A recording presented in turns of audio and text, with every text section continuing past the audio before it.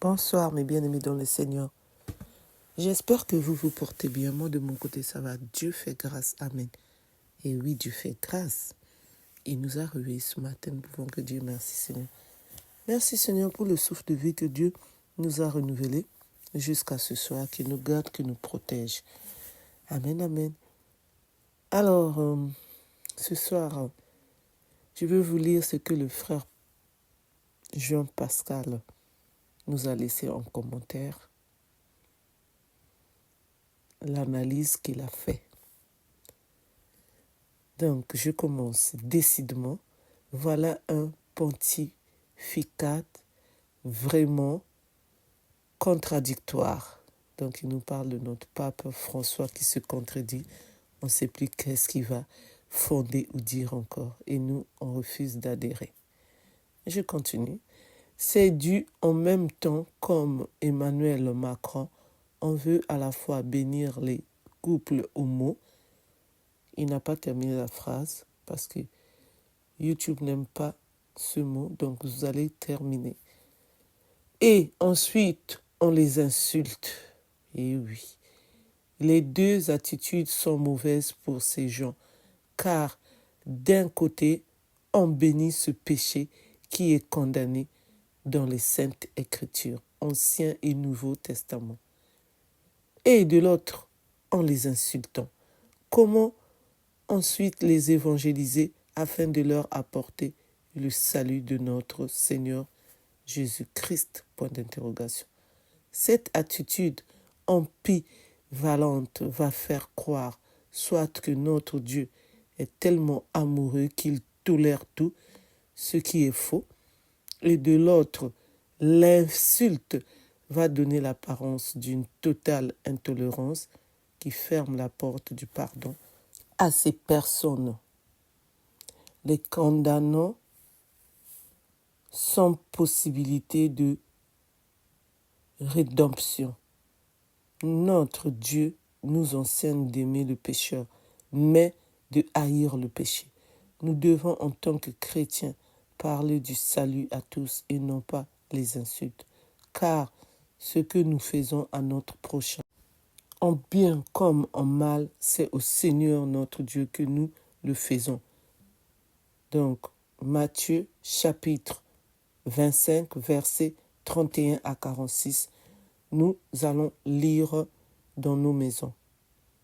Par contre, je suis d'accord d'interdire aux personnes ouvertement homo, on finit pas le mot comme le frère Jean-Pascal ne l'a pas fini, d'entrer au séminaire, car une personne qui veut devenir prêtre en choisissant ouvertement ce genre de vie, et ceux qui les acceptent font de Dieu un menteur, car cela fait croire, comme je l'ai écrit plus haut, que Dieu accepte tout. C'est faux. En tant que chrétiens, nous devons dire au monde que le Seigneur est certes amour, mais qu'il est aussi justice. Louange et gloire à notre Dieu. Amen. Il rajoute encore, et j'ajouterai que le Père a envoyé son Fils pour notre salut et que nous devons nous repentir de nos péchés et ainsi devenir une créature nouvelle par l'action du Saint-Esprit dans chaque personne répondante. Et cela vaut aussi pour les personnes homo.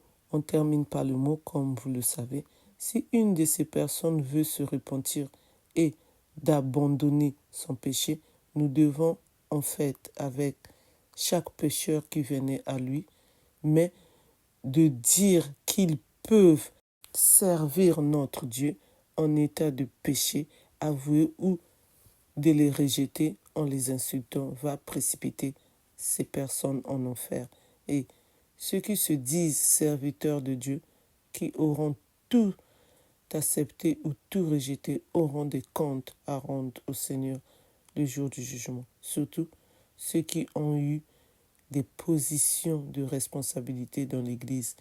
Il y a ceux qui sont de vrais pasteurs des brebis du Seigneur et ceux qui ne sont que des mercenaires et qui abandonnent les brebis face aux loups, surtout si ces loups sont Satan et ses démons, comme précisé dans Jean chapitre 10, verset 12.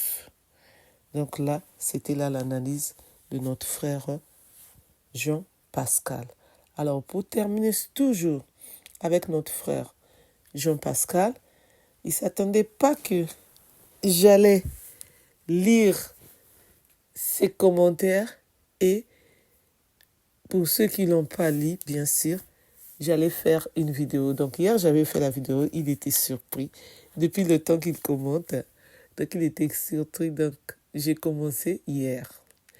Alors, pour terminer, il nous a écrit, j'avoue que j'étais très surpris par votre vidéo sur mes commentaires. Et oui, Jean-Pascal, il y a d'autres personnes qui n'ont pas le temps de lire les commentaires quand je fais des vidéos. C'est pour cela que je me suis dit, c'est mieux de faire les vidéos. Je le fais souvent depuis 2022 que je suis sur YouTube.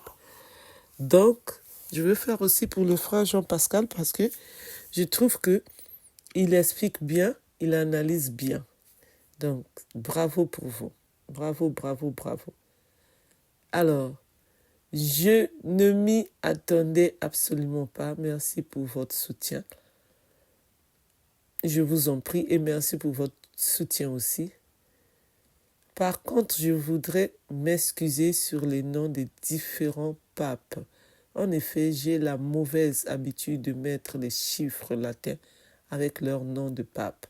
En fait, il faut lire Pie IX, Saint Pie X et Innocent III. Vous avez entièrement raison que nous ne pouvons obéir à des idéologies qui ne sont pas chrétiennes et même plus anti-chrétiennes. Le pape Pie IX que j'apprécie, je viens de terminer sa biographie. Et oui, donc le frère Jean Pascal, si je ne me trompe pas, vous êtes écrivain, parce que je n'ai pas posé cette question, parce que là, vous avez terminé la biographie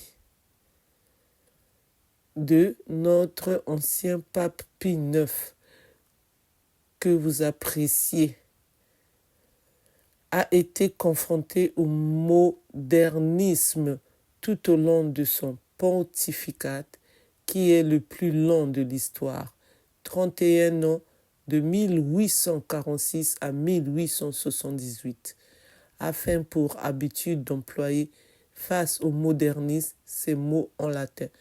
Non possumus, j'espère que j'ai bien prononcé, veut dire nous ne pouvons pas, l'Église aurait bien besoin d'un pape de cette trempe. Et oui, l'Église a besoin d'un bon pape.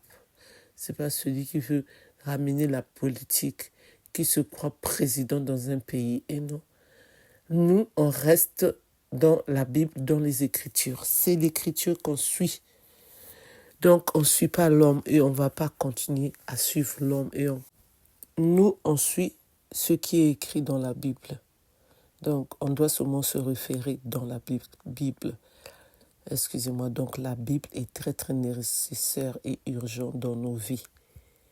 Et louer, adorer notre Dieu est très, très important pour nous.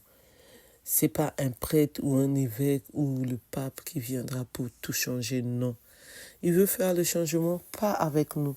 Nous, on reste les enfants de Dieu, on reste fidèles à Dieu. Déjà, nous-mêmes, on n'arrive pas tout le temps à lire la Bible. En effet, le peu de temps qu'on lit la Bible, on se retrouve dans les Écritures.